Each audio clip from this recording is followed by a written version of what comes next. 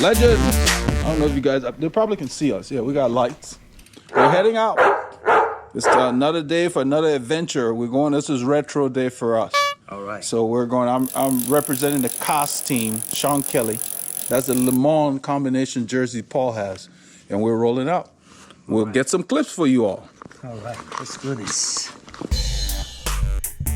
On this ride, Paul and I left Northampton, went into the woodlands. We took the long way. We left a little earlier. We went through the south side of the woodlands and then headed northwesterly. We got there, we picked up Team RR, headed out. On Honea Egypt Road, went through Grand Lake Estates, fast ride, all the way into Keenan. We filmed the whole way, 149, went on Spring Branch Road, and then we ended the filming there. We stayed with the guys and we went up to Taco Corner. After Taco Corner, we left them and went through the forest, came back down into Montgomery, and went through Dobbins to Jackson Road. We took Jackson Road back in, through past Karen into Magnolia, and that brought us back to the woodlands. We spent a little over 7 hours, I believe, during this ride, so we got another century mark, slightly over 100 miles. That wasn't a goal, but it was a very pleasant day. I hope you all enjoy the clips.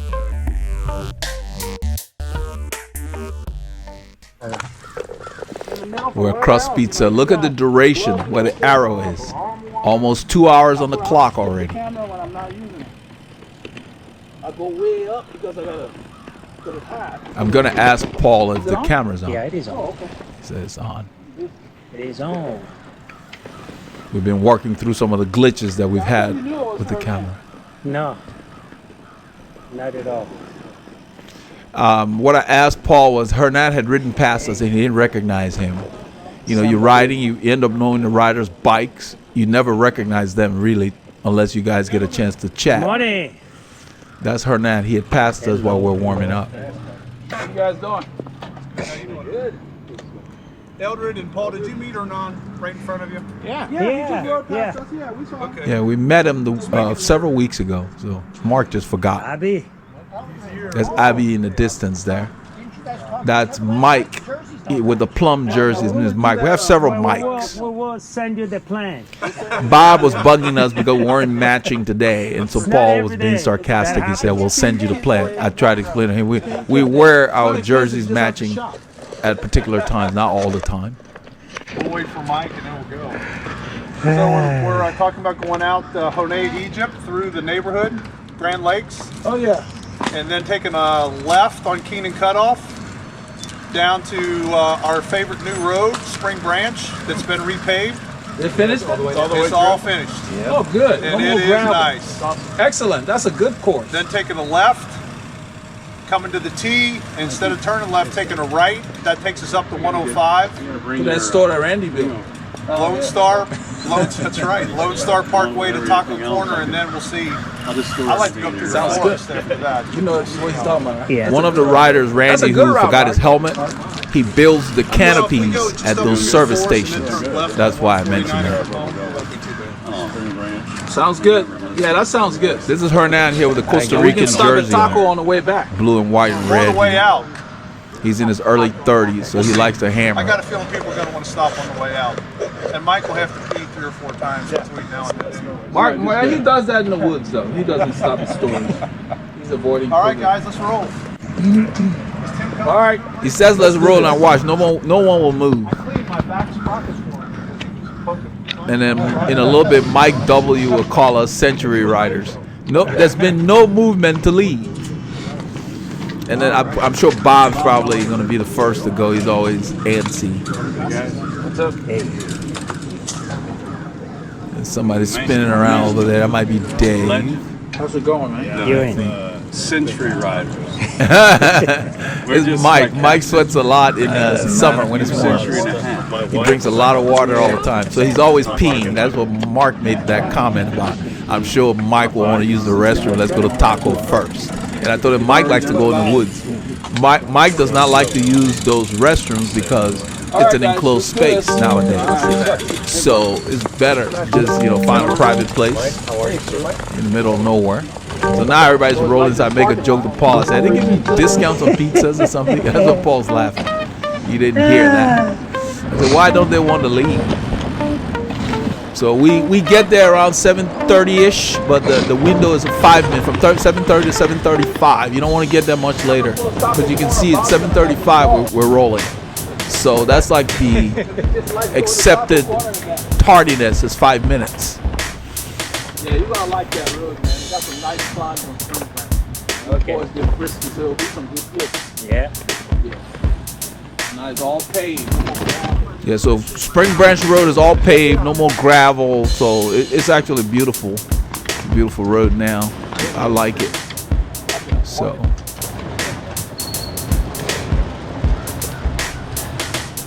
it's got a nice 7% plus climb on there. You guys will see that. Yeah. So lots of fast riding attacks. It's a cool ride today. How are you, my brother? This is the jersey from the Crust team.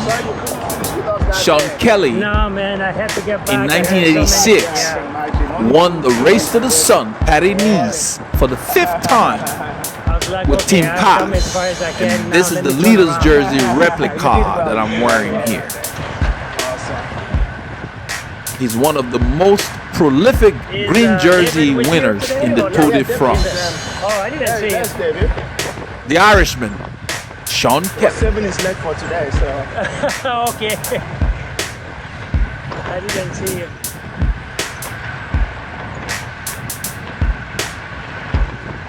So we're rolling out. It's a nice morning.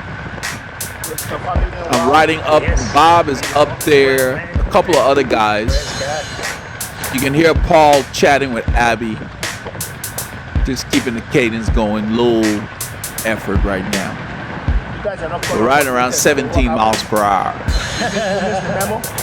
No. 16, not 17. every day It's that kind of we rolling. coordinate.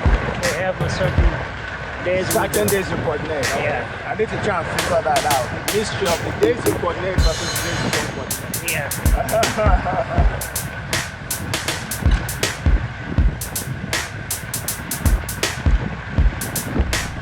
So those of you who are not aware that when you are leading a race or if you're in one of the points competition, they take your team name and they do a sublimation on a jersey. That's why that jersey is white. The Cos team did not wear a white jersey, but the Race to the Sun, when he won in 1986, the leader's jersey was white, and that's what he wore.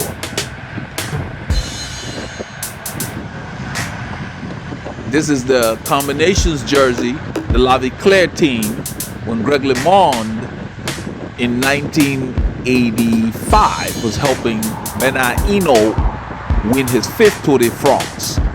Greg LeMond won this combinations jersey. They've since discontinued it, but it's one of the most sought after jerseys out there. It's a very beautiful jersey. Because of the camera angle, usually Paul is filming. It makes it look odd, but he told me, he said, man, I want you to check out what I'm doing. So this is a great angle that he I found. want you to see the form, man. He said he want me to see the form. So he's comfortably filming without any effort. His hands are on the bars, just like you see. Oh, this is a nice shot here. You can see me coming into the picture here as he goes by. No, I got him, but I got him.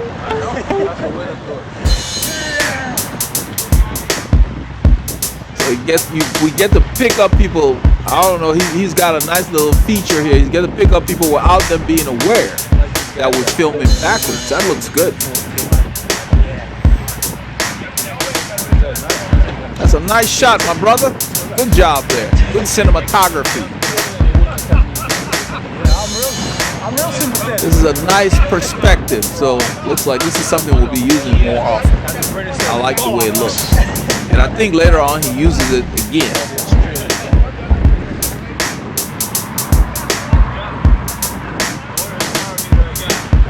So we've got the fish eye because we're right near the viewfinder. Everybody else look regular. Well, he's got more of the fish eyes. His legs like he's in space. But that is an awesome view. This is perfect if you're pulling and you have the camera. So this is nice. This is a keeper, my brother. Good job. So you get to the front and you got the camera. This is the view. This is what you want to do. This is nice. We're rolling around almost 20 miles an hour.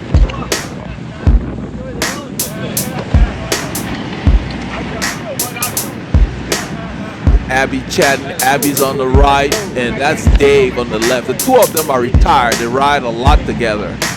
They're always announcing how many miles they're doing and all of that. It's like, I don't get into all of that. I focus more on what I do with the miles, not the amount of miles that I do. If you know what I mean. That is perfect. Even in Greg LeMond's book, he said that 500 miles a week was too much even for a pro. That you need to focus more on what your event is that you're preparing for.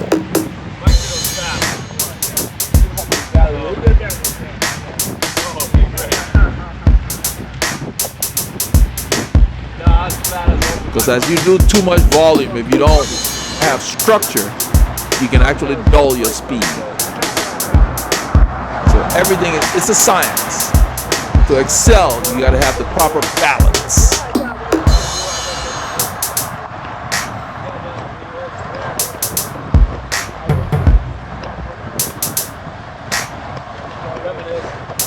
That's why some people get personal trainers, even if they're not competing, so they can get there quickly. That's why the people in Hollywood, like Hugh Jackman and all these guys, the guy who played Batman, he lost weight. I think his name eludes me right now. But he lost a lot of weight for some movie, and then he bulked up right after that to play Batman. In order to be able to do that, you got to have a nutritionist and a physical trainer that will help you focus and get quick results instead of just trial and error. That's why people have coaches.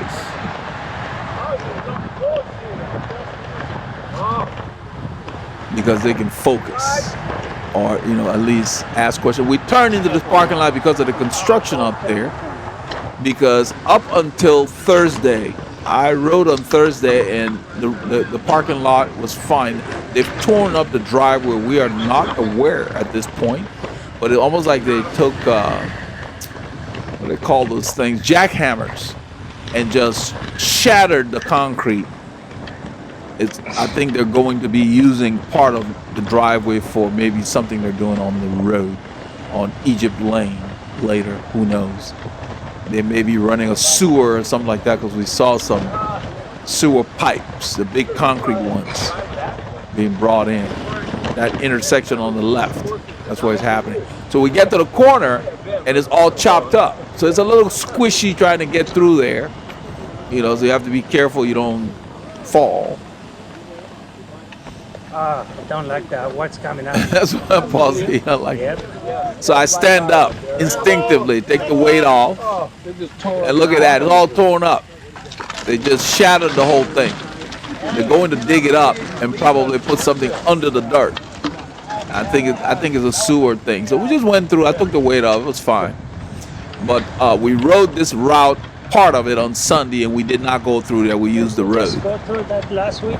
I don't want to deal with that all the time. So Just did that. I rode out here on Thursday. It was not that's why I'm telling Paul that I rode out here on Thursday. It was not like that. They must have done it late Thursday or early Friday, because this is Saturday morning and it's all chopped up. It was not there. I rode out here Thursday in the morning. Yeah. It was not there. They turned that up. I guess they're gonna do something with the road. Start doing that. Let me do it at corner. I think that's Mike on the right. I think with Abby up there. We have several mics in here.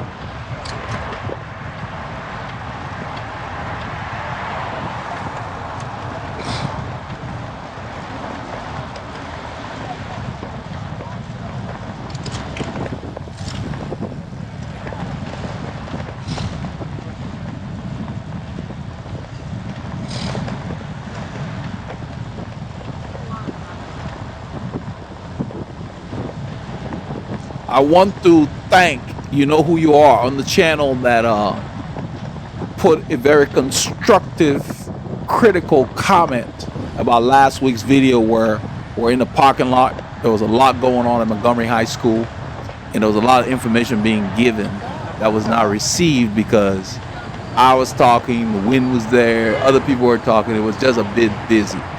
And those are the kind of things that are useful instead of just giving the video a thumbs down. Thumbs down, they're useless. I don't even see why YouTube has it. YouTube doesn't care. They just want thumbs down as a view. That's all YouTube cares about. They get eyeballs to look at commercials. That's all they care about. That's why they keep it, because it makes no sense. So whereas this person put a comment that was very specific, that's something I could use. So I went back, looked at the tracks, and it was clear that it was a bit busy, you know. So that's nice to know that the person cared enough to put that comment out there, because if you don't care about something, you're not going to criticize it. You're just going to move on. So obviously, this person enjoys the videos and wants to make sure that they get the maximum benefit out of the information and the narration and our commentary and what's going on during the ride. So that meant a lot to me. I appreciated that. I'm not going to mention his name. Those of you who kept up with the comments from last week's video is there, but he knows who he is. So I want to thank him for his comment. That's very constructive and useful. We need more people like that on the planet instead of those that just whine and complain.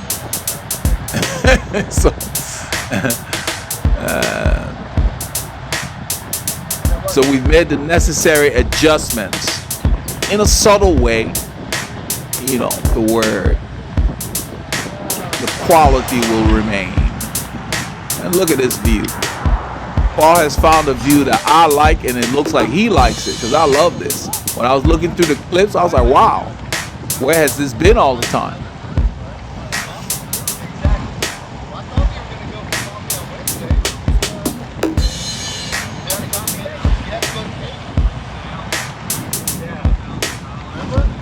That's Mike. That's another Mike behind Paul. And then that's Dave on the left. And Sam in the middle back there with the black and white with the long sleeves. Mike W far back in the red. And then Bart in the green. I can see everybody. This is a great shot. And they don't even know. And that's why I like that. So nobody can pose or give thumbs up to the camera. So that's a great position, my brother. I like that. It makes him look like he's pedaling in underwater because he's so close to it, the viewfinder, but that's cool.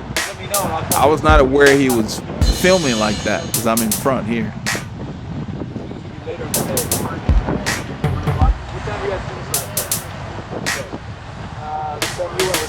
So I checked, even though those guys had gone through, made sure it was clear, let everybody know. So you can see how my shoes blend with the kit. Nothing is accidental. I plan the kits. Everything you do in life, you get out of it what you put into it. Put a little bit of time. Doesn't take much time. Even when I'm shopping for stuff or people are sending stuff to the channel, I choose the colors based on what I don't have or whatever shoes I have that can go with it. That's how I make these decisions. So you can see the cast is black and white on the shorts. That's an Echio Undo short that was made, that they made this kit short from.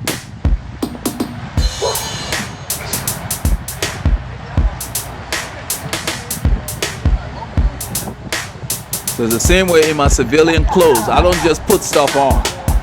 It's gotta look right. I don't need to be dressed up, even if I'm wearing just slacks or, you know, Levi's or whatever. It's got to be coordinated with the shirt or t-shirt or whatever. You can look nice and still be casual, you know, so it's kind of like you don't have to wear a suit to look sharp. And those things stay bright because I separate the colors, and they seem like redundant, but there's a lot of people that just throw all the colors together in the washing machine. I mean, I don't do that. Quite a few things I hand wash if they're very delicate, but similar colors go together. That's what keeps your stuff looking good. I got jerseys 20 years old that still look good.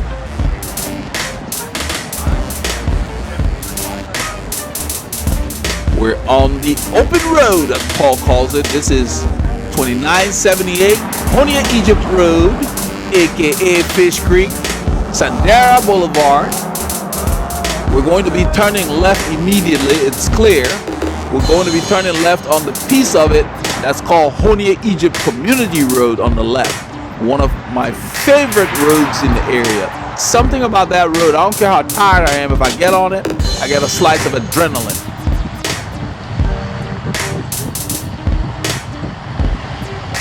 The light is blinking yellow to turn, now it goes green, so we've got a green arrow, so now we have the right of way.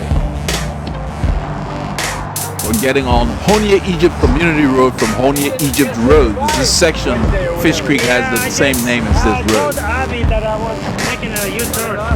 Yeah. You know, we were only going to Dr. Corner. We made a stop to get us. Paul and Dave are Yeah. talking about a ride they did together earlier in the week where he left them after a while. I guess they were stopping somewhere. He was taking a different route. That's what they're talking I about. thought you guys heard me because I said, I'm going to turn here. And then I went. Guys are up the road. We've begun to ride. Bob is up there. Bob's always in a hurry. He's up front. He's ready to go. Hernan is in front of Mark. So I'll go ahead and ride up. I'm keeping a bit of a gap because there are sections of this road that is graded because people were sliding around, like when we get icy in the winter sometimes, they would slide in the curves. So they came and basically carved up, almost like a cheese grater kind of thing. So I'm riding on the edge there where it makes sense. And there are certain parts where it's not that much of a challenge and I just ride on the road. But I leave a bit of a gap so I can see the line I want to take. When you're following a wheel too closely, you don't get that luxury.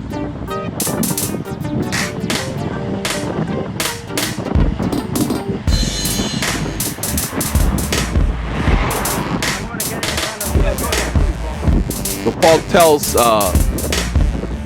Dave that he wants to get in front of him and get on my wheel. It's time to ride.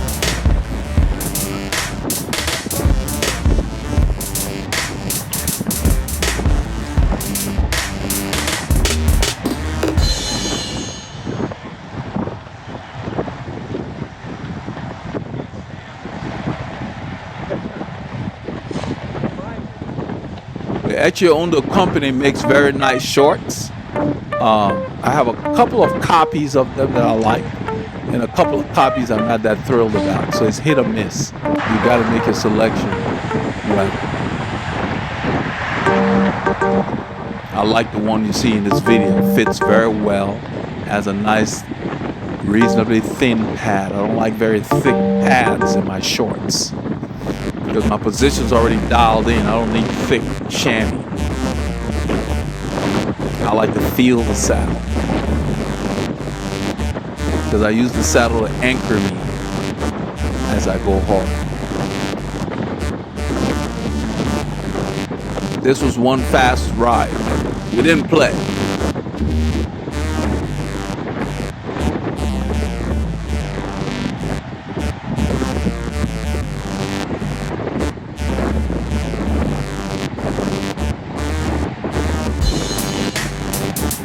I found the need to work on my fit when I used to compete early because I used to be uncomfortable after very long rides.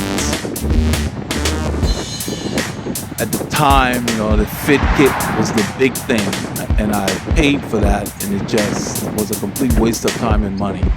That's why I made up my mind. They say necessity is the mother of all inventions. I made up my mind I was going to learn how to fit myself because it ended up being very complicated, but that's just the kind of mindset I have, that there aren't too many things I believe I can't learn. So I learned it, and then I fitted my teammates, and the word started getting out, so because my teammates could tell, they could tell, like, man, you look smooth on your bike and this and that. So, and I just fitted them, and because back in the day, we didn't have good fitters, really. We got better fitters now, but you still have to shop for them. And that's how I got into bike fitting. Self-taught, just devoured all the information, and I have the talent and the ability to back into stuff. Some people call it reading between the lines, because not everything is written down for you. A lot of things you have to figure out. And I don't use any of those so-called systems like Ray Tool and all that. They're just tools. It's only as good as the people wielding those tools. A lot of my customers are former Ray Tool customers that come to me complaining. And the guy said I would ride into the fit. You shouldn't have to ride into the fit. When it's fitted correctly, it should feel good immediately. I mean, you can't ride into something that doesn't feel good. You buy a shoe that says it's going to wear. You'll wear into it, but it'll probably give you corns on your toes. So no, if it's not comfortable, it doesn't fit. So I back off here. You see, I take a line. I'm dodging. You see me dodge the reflectors. Use my hips.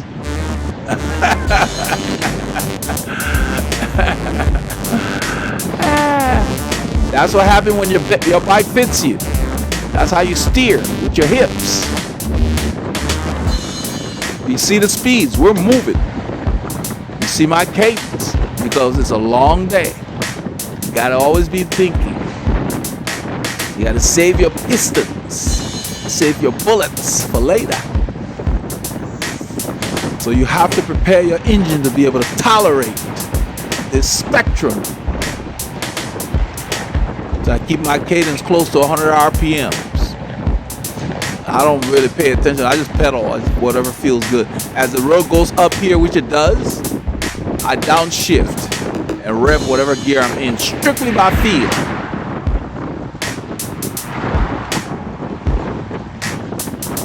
And if your bike doesn't fit you, you can't do that. If you can't reach the bottom of the pedal stroke, you can't use the muscles in the back of your legs. And us guys, and even especially the women are actually built better for cycling than guys, because a lot of women have very long femurs, so they have levers that they can leverage.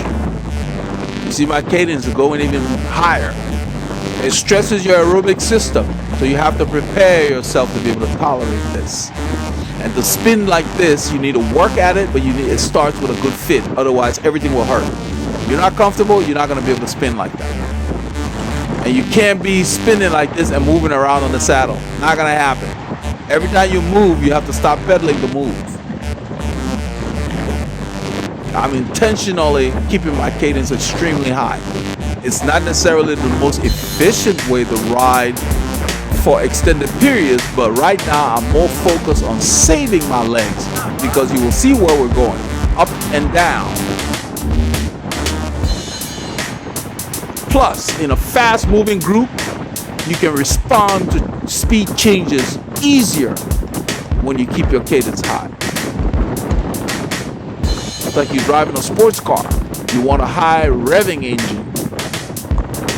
So right now I turn off the diesel. I'm spinning.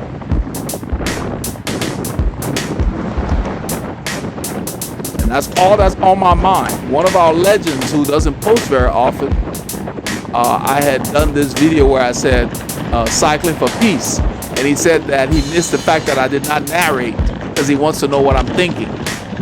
That was not the intent of that video, but I kind of understood what he meant. He was relating it to what I do on these group rides. The reason I spend the hours it takes to edit these films, add the overlay and all of that, is because I did not want to produce what the other people are producing. Look at the power numbers. This is a little below my functional threshold power, which is around 305. So FTP is the power that you can average for, I think, 20 minutes or something like that. Or is it 60? I think it's 60, but nobody does a test for 60 minutes, so you do it for 20 minutes. Paul's trying to get this view again. That's why he was flipping the camera. I left it in there so you guys can see that my brother is riding and working and doing his cinematography. A great shot here as we go up this little rise. Nice shot.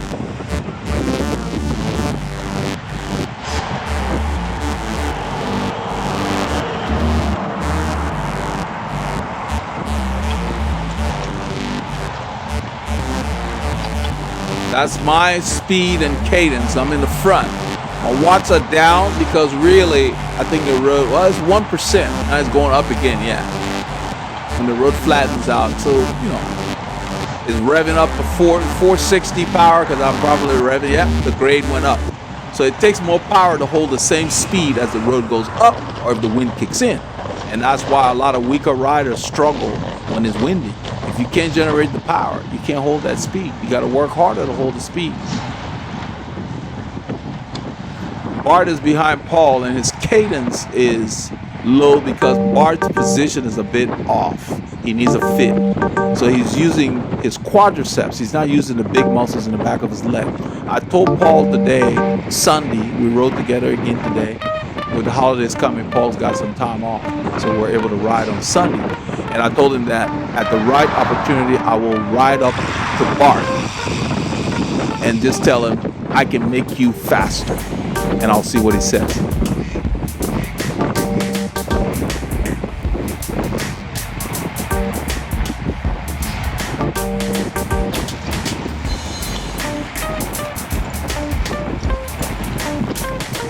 We're approaching the Grand Lake Estates. We're going to be turning left when we get there. This is Mike Weingride here. I call him Mike W. We got a bunch of mics in the group. So Hernan didn't know we're turning. He's still up the road. He had been pulling. Mark had given those of you who saw the beginning in the parking lot, Mark had given a route, and I guess Hernan didn't follow it in super detail. He was in a rhythm, and he was just going.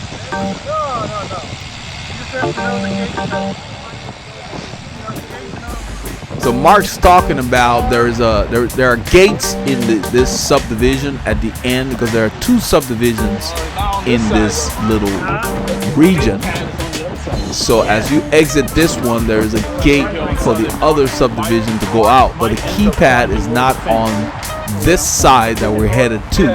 It's on the other side when you come from west to east, not from east to west like we're going right now. And I guess he forgot because he was telling her now what the code was and all that. The only thing, Mark, is the code is on the other side. The pad is on the other side. Oh, it is? Yeah. Remember, Mike is the one who's always climbing all the pads. Oh, it must be going this way. Yeah, right. So he forgot because Mike is climbing on the fence. You see the bag on his bike, the physique bag is shaking. It's not supposed to shake. It's supposed to be solid. So I think the attachment is worn. We rode together on Sunday and I told him about it. So hopefully he'll get it sorted because you don't want it to fall off. He forgot because usually when we come through here on Sunday, that's when we do this direction usually. Mike will climb over the fence and go push the keypad. And it's a bit ungainly because the fence is wooden and you got cycling shoes on. It's not designed for climbing. So this time we encounter a vehicle who's coming from the opposite way. The guy gets out and punches the code for us to get out. There are two separate villages per se. Each of them got their own gates.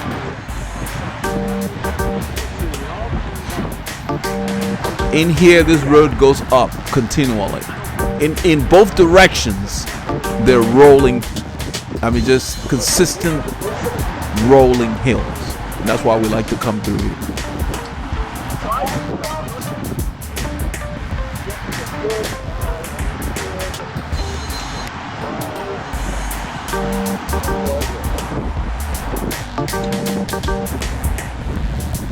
So that's Bart on the right that I was talking about.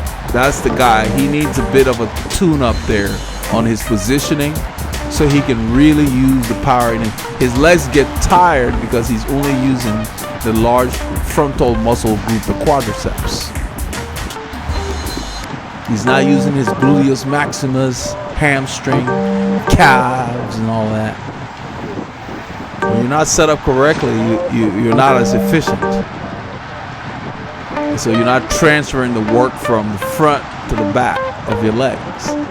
As a result, the quadriceps can only do so much. That's why I say everything begins with fit. A lot of the pros, when they get on a team, they get checked immediately. The top guys. A lot of people coming in now through the amateur ranks, they already know their positions. They show up with their specs before they're issued frames. And a lot of these guys don't fall for that. They build the frames specifically for them. Not all of them are riding frames off the shelf, because the top pros are very finicky and picky down to the millimeter.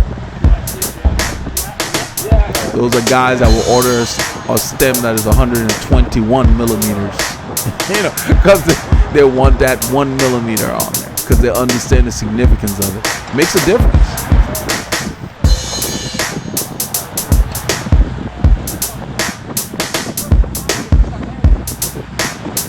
Hernan and I are talking about grupos. He asked me why I preferred Campy, because he noticed I have Campy.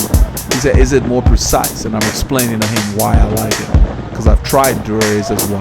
They're fine, but Campy is more direct, and the notches are there. You've shifted. There is no guessing.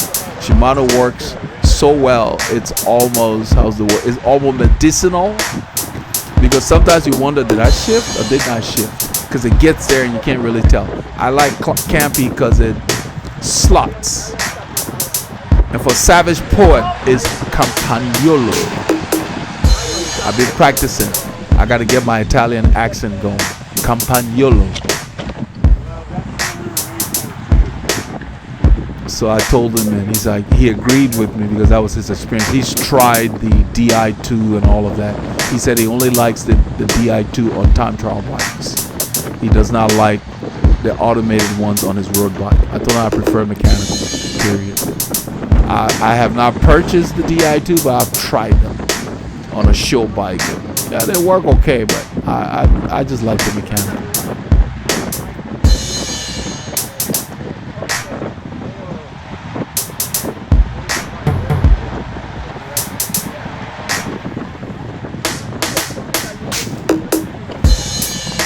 The road's going up. These boys getting excited. The natives are getting restless.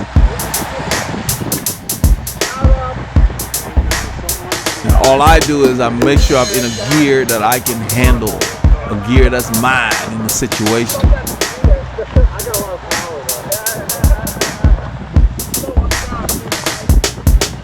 You don't want to be straining on every acceleration.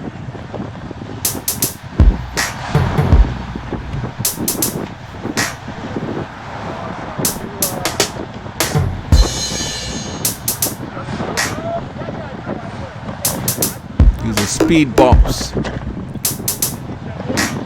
try to calm the traffic down through here. It's a long little drag. I think it gets to maybe 2.5–3%.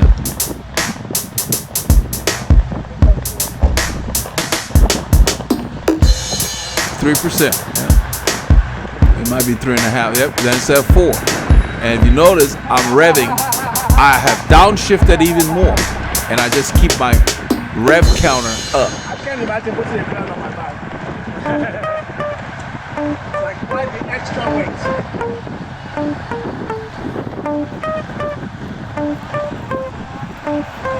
Abby's talking about somebody having something heavy on their bike. I said that won't be any more weight. Yeah, everything that puts weight on my bike, I try to discard.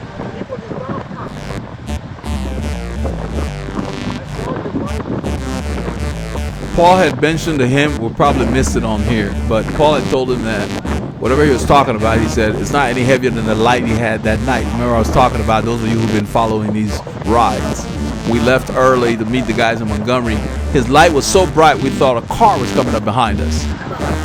And for you to carry that many lumens, you have to have a heavy unit, big battery, that kind of stuff. And that's what Paul was saying, it's not any heavier than the light you had. Somebody's got something on their bike he's talking about. Abby's always chatting in the group. I just ride. If I'm talking to somebody, like I was talking with Hernan for a bit, that's about it. But when the riding is going on in this earnest, I don't want to talk. I want to focus and ride, get a good workout. We're turning right. I'm gonna drift to the left because everybody's slowing down too much just for this turn. I don't like to use my brakes unnecessarily. I checked before I swung wide. This is a quiet neighborhood. You can see it's not a blind corner. We could see there were no vehicles coming. Now almost as a lull, and this happens in races too, where somebody makes an attack, people come together, nobody wants to go, people start looking around. That's what happened here. Mike is up the road. I don't know what his last name is. He's up there on his gravel bike. It's like, after, in a little while, he and Tim like to come out with gravel bikes. In a little while, Mark rides up and sits on his wheel. And once he realizes people are on his wheel, then he starts moving over so they can get off. But the funny thing is, he moves left. The whole group moves left with him.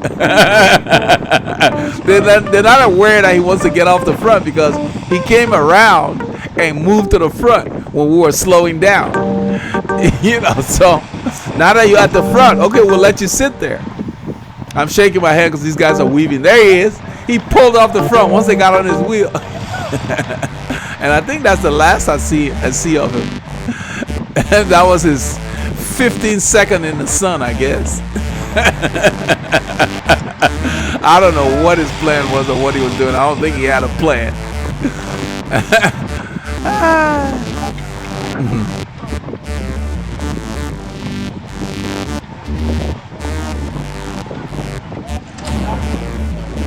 It's 4% here. This neighborhood is a nice place to come and get a workout. It's about probably at least 12 kilometers, maybe 10 kilometers, probably 6 miles if you do loops. Might be a little less than that, but it's probably 9 or 10K in here where you get a good workout. I'm telling Paul to yo-yo back and forth. He's like, yeah, that's why I did my hand like that. When the group is doing that, keep your cadence, keep a light pressure on the pedal so you can rev up, and then soft pedal. That way you don't waste too much energy.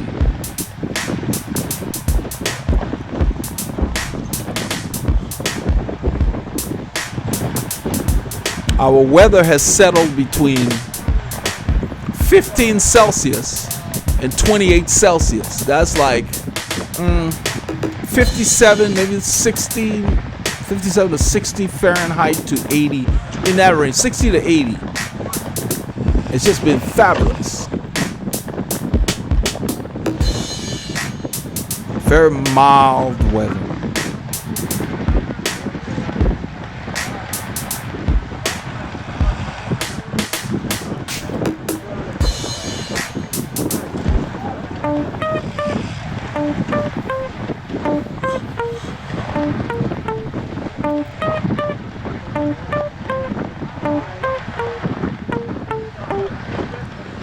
In a little bit, we're going to approach that gate we talked about where the keypad is on the opposite side of the gate. They don't have one on the inside here. I think the cars trigger it when they're leaving, or they might have a remote unit. The gate's down the hill there. Then we'll go down the hill and then we go left. It goes up a little bit and then we go to the gate. And you'll see guys getting excited on the climb. I don't waste any more energy because I know that we're going to be stopping. I'm basically using a descent here to avoid braking. I move to the left because I always go faster than these guys, and I'm not pedaling.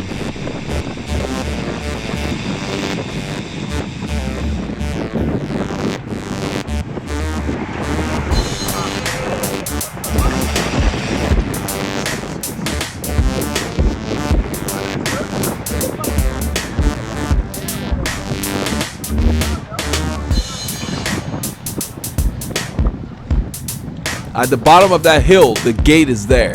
So I'm like, I'm just sitting and riding. There's no point in making an effort here.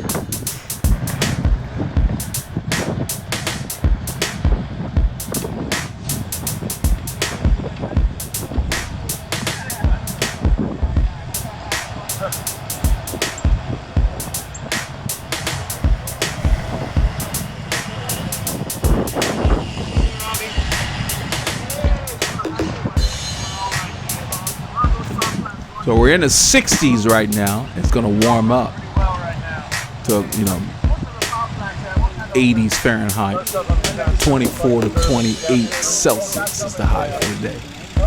And it's been consistently doing that for a little over a week now. He's waiting for us to open the gate.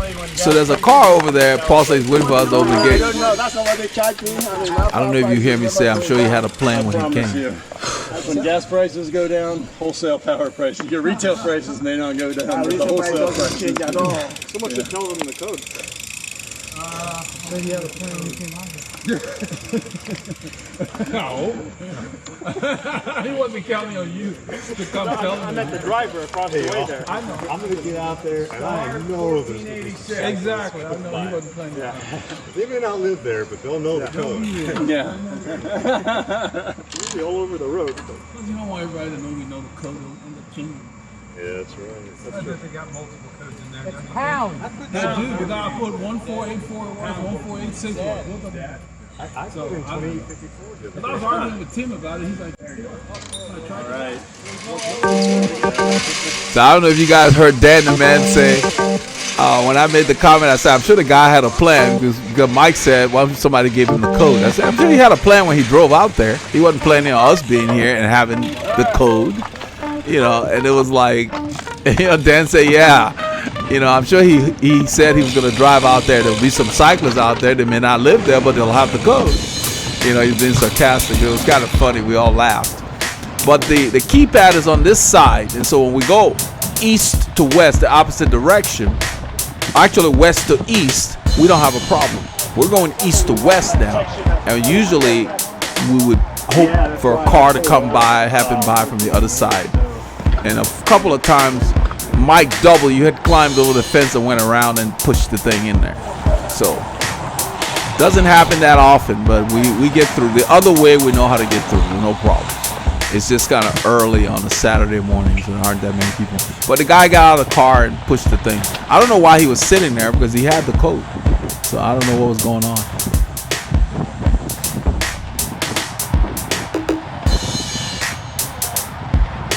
So we start going, you will hear some conversations. Thank you, man. And Scott's asking me about the channel and different things. That's what he's talking about. Scott's on my left. There's a deal with for his website.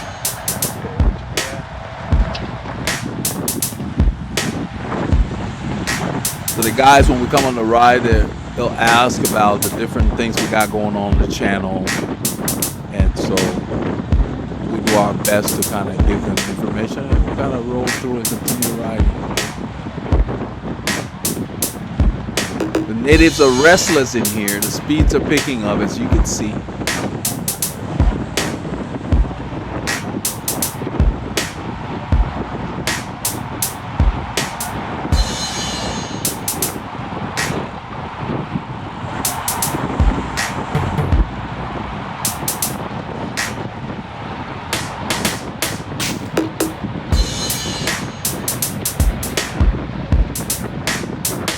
(17 Celsius). It was in the upper 60s. Almost 63 Fahrenheit, something like that.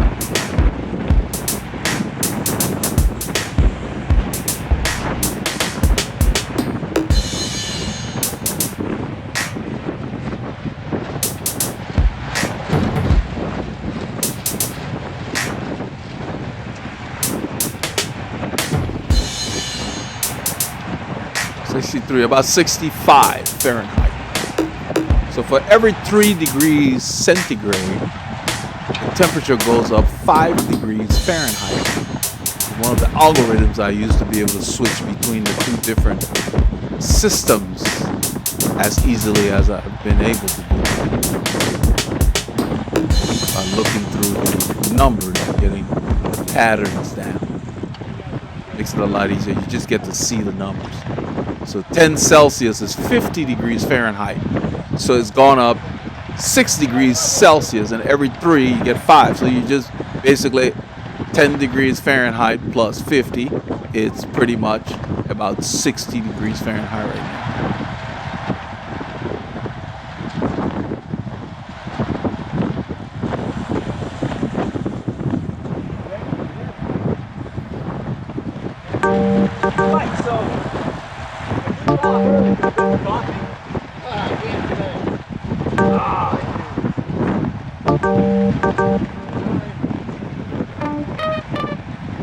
So whenever you do it that way, it makes it easy.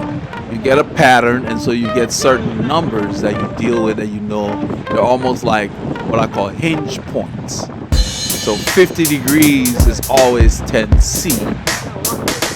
That makes it easy if you use that as a barometer, and you say, okay, from 50, 10C.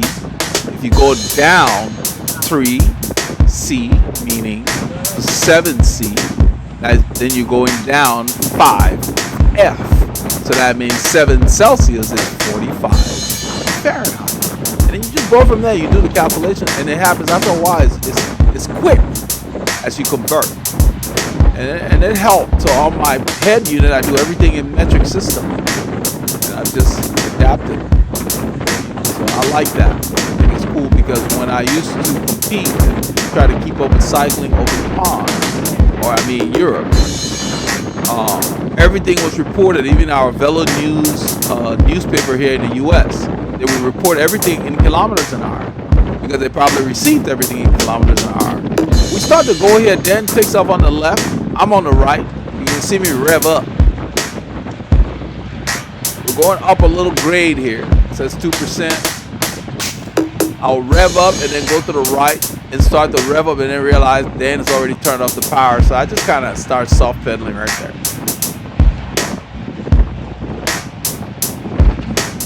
We're going to be turning left in maybe 1,000 yards.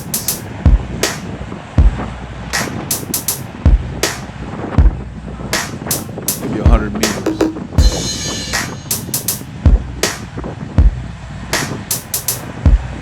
This is Keenan Cutoff. This road is called the Hills Drive as we leave the Grand Lake Estates. This is Keenan Cutoff Road. We're going to turn left. 2854 is to the right. Bob's going to Taco Corner, so he turned right over there.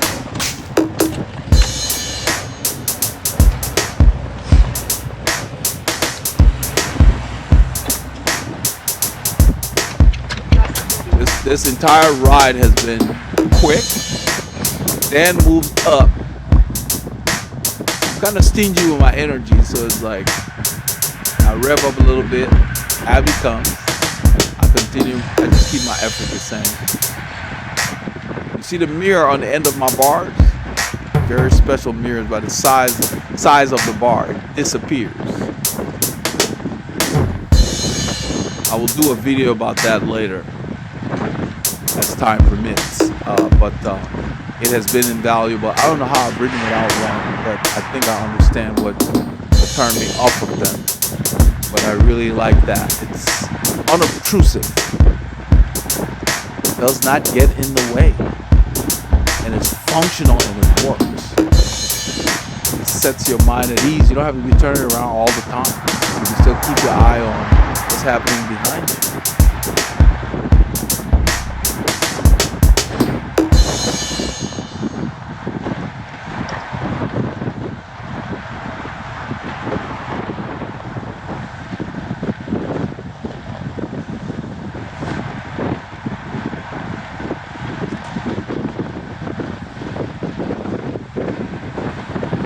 I'm staying on the road. I've got my eye on the mirror. I know what's coming, what's not coming. There's a lot of debris on that little shoulder. There's always debris because if you look at it closely, the grass has grown up to the edge of the road. There's a lot of mud and stuff from the construction across the street on the left that we go by. So there's always crap on that shoulder. And so I just stay on the road. It's not that bad here. Yeah, you see? There's always just stuff. So if I were riding solo, it'd be easy to use the shoulder because you can see better. But when you're following people this close, I don't want to be there reacting to them pointing. So I stay on the road so I can see around them and not be concerned about what they're pointing out on the right, because I'm on the left. And I can actually see around and in front of them, so I know the road's clear where I am. So I just stay there. I can just focus on riding. This road goes up here slightly.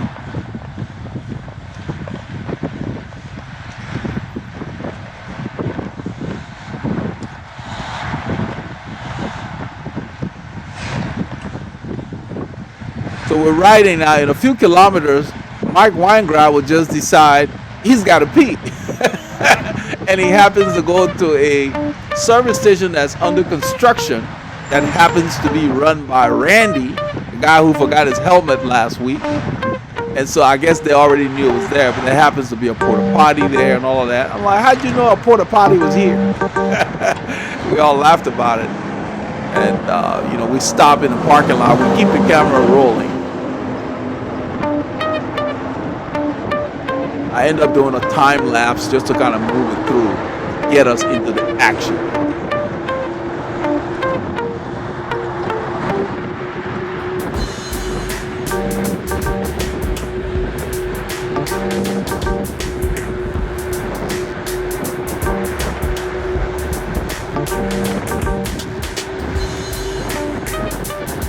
You can see our speeds. I'm in the top of zone 3 for me. We're working. I'm not sure who's pulling. It might be Mark, and then Hernandez probably right behind him.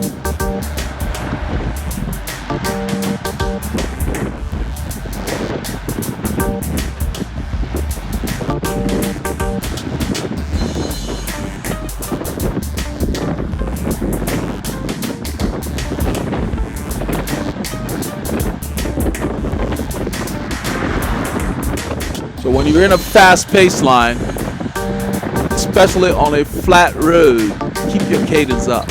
When you're climbing, it's different because the accelerations are not as taxing, I guess, on your leg speed, because when you're climbing, it's more of a harder pushing power effort.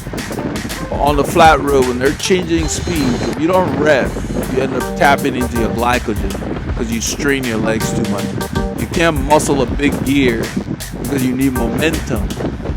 You need to be in a gear that you can turn. Find the smallest possible gear, as the French always say, for the situation you're in. So if a 5319 can get you the same speed by revving it up 5 RPMs faster, and that's not going to cause you to, I guess, go anaerobic, then yeah, you use that gear. And by that I mean, unless you've trained your body for it, you have to gradually try to figure out, okay, how much of a cadence increase can I tolerate without affecting my aerobic system.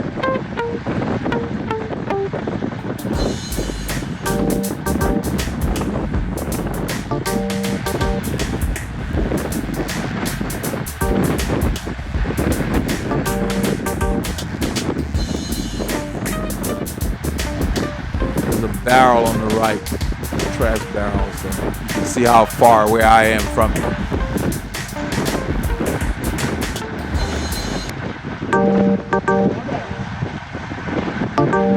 I see the car in my mirror, so I let them know there's a car back. We're getting close to the Highway 149 in a few kilometers, and so this is where Mark and Mike pull off into a service station that is currently under construction, and they use a porta potty because Mike's got to go.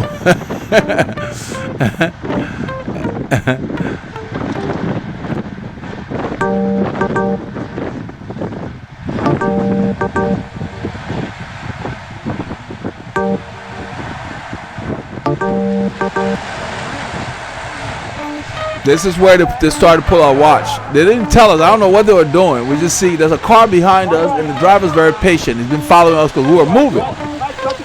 So they turn in there. For other people turn with that, I keep going straight because I don't know what they're doing. They're going pee. Then Paul tells me go ahead. that they're going to pee. So we look for the car behind us. A car behind us, but the driver has been following us for about a kilometer, just waiting till we get off, a turn wherever we want. He was very patient. So he let us turn in front of him, and now he's gone. But we get in this parking lot. There's a porta potty right there. I said the gas station's not open. It's just a building under construction. And the canopy is actually being built by Randy's company. Randy's not here on this ride. How'd you know you had a porta potty here? We're gonna get on Spring Branch. How much film we got? How much time on battery? Do you see it? Tap, just touch it. Is it on? I can't see anything. So we couldn't see on the display how much battery was remaining. I just told him just let it run. We do have a spare battery that we use, so we're not limited, but we had enough. I told him just let it run. So I did a time lapse here. Other people decided to pee once Mike was done. So you see Mike standing over there. We're waiting on somebody else. So everybody's done. We're rolling. It's a warm morning. So, Mike's just one of those guys, drinks a lot. He sweats a lot. He just is well hydrated. You never know when you're working out what your body's going to do. So a lot of times, every 2 hours on a ride, we stop on those back roads, country roads. That's where I like, because you're outside. I don't like to go into these public restrooms, because a lot of the stores, you don't know what kind of cleanliness is going on. How well they're cleaning those restrooms. So I don't frequent the convenience stores on these rides. I pack all my food. I have my drinks. When we do stop at a convenience store, we get drinks and we stand outside. We don't stay in there. Until this stuff blows over, we just gotta use a little more caution. Riding with these guys is fine. You're outside. But being cooped up in a room or something like that, I don't even do the movie theater thing, even though they're open and you can wear masks. I'll be streaming stuff for some time.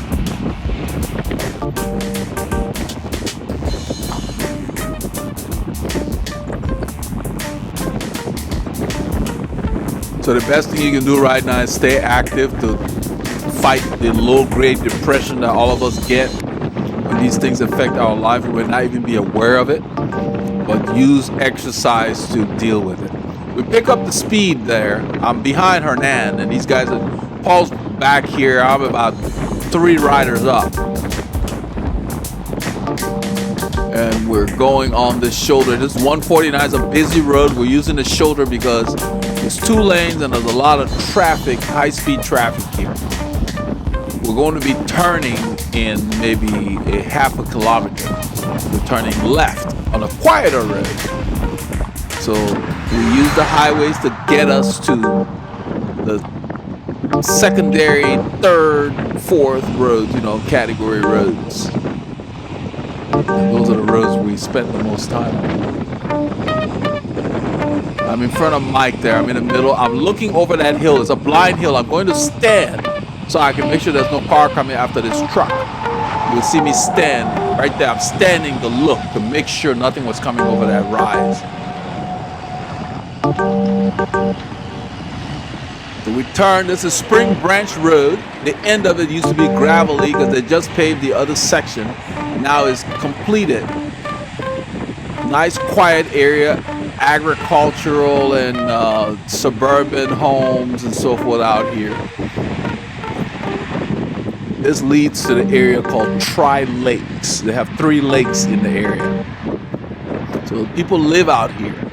As a result, it's quiet. There's no industry, so you can come out here and enjoy these roads. I stay up front because those boys are moving. I get behind Mike. Hernan is moving. Look at our speed. We're doing almost 40 kilometers an hour, and Mark is trying to work his way back up because they were chatting. And you see, they got a gap. They got to close now. So you got to be alert.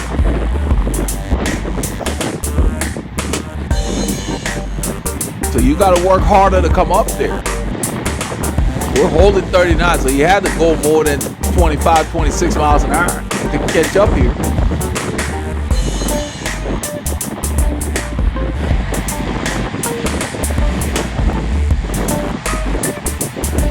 I'm right at the top of zone 2 at this effort, at this time.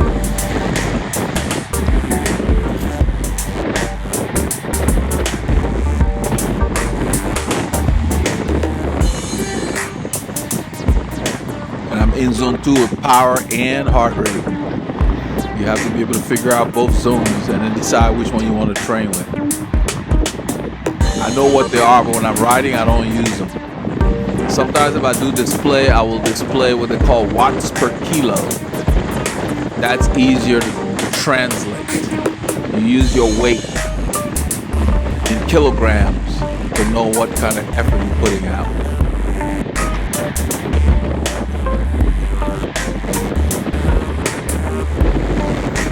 So 4 to 5 watts per kilo is a good effort, and you want to focus on how long you can stay there.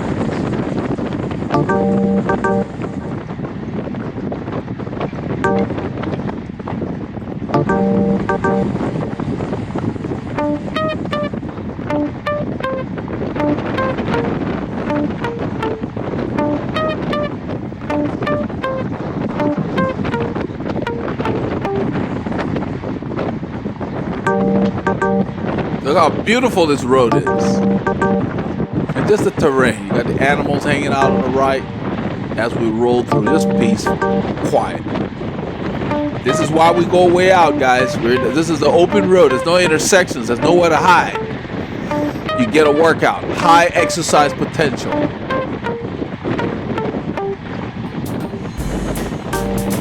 In a little bit, I'm going to put arrows on the overlay to the left so you can monitor the speed and the effort.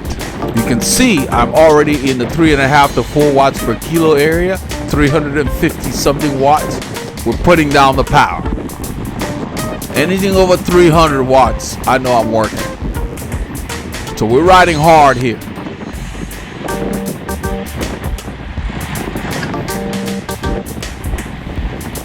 I'm right at sweet spot. The power is going to vary between 250 and up.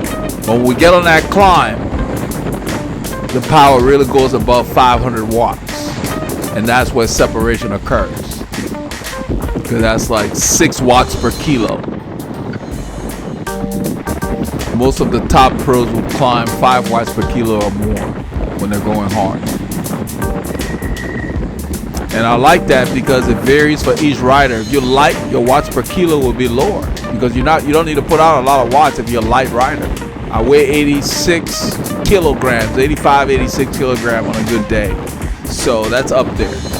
A lot of the lighter riders, if you're in a 60, 75 kilogram, your watts per kilo is a different range. So that's why lighter riders can go faster on climbs.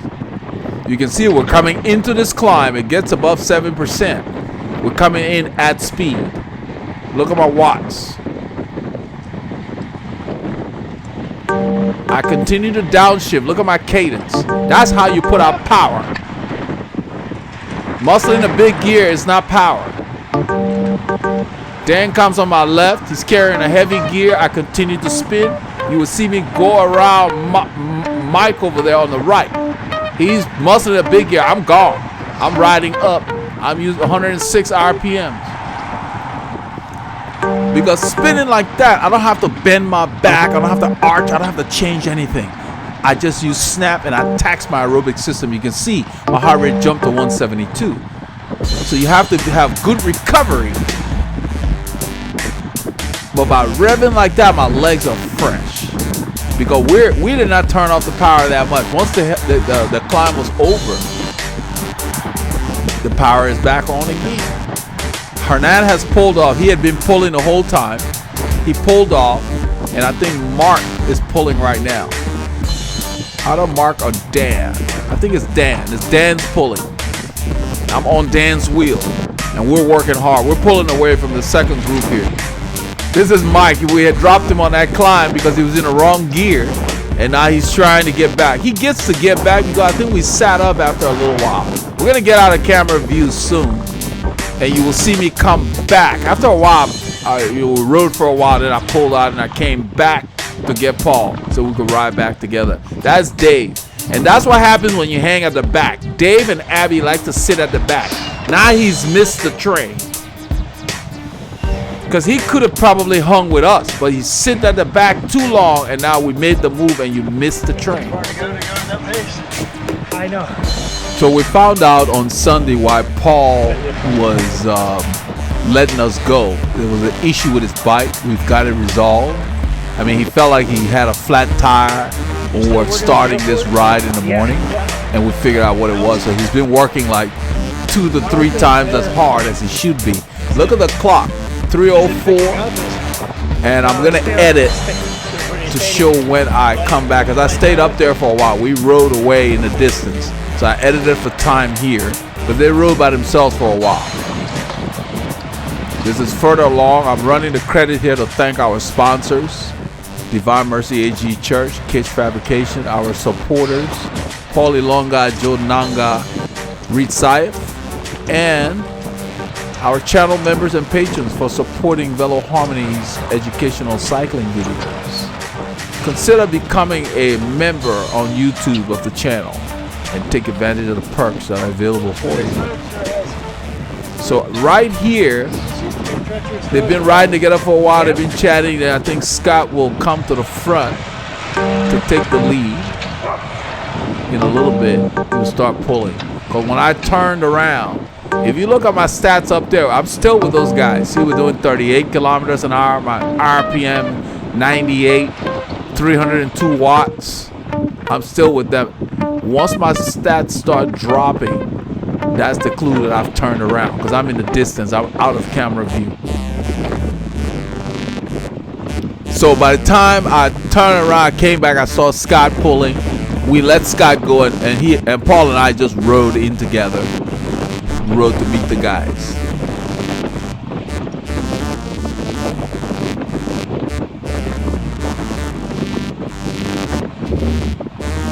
So the stat you're seeing are mine. They're not what these guys are doing. Now look at my speed dropping. You see my RPM is 0. I've turned around. I'm probably making a turn. Now my cadence has gone up. I'm coming back.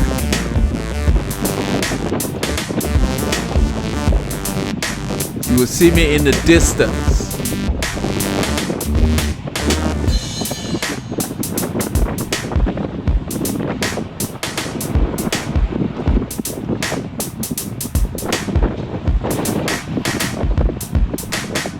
I think that's me on the left there. I saw a little white jersey. Yeah, I'm on the left. I'm gonna do a U-turn right there as I see them.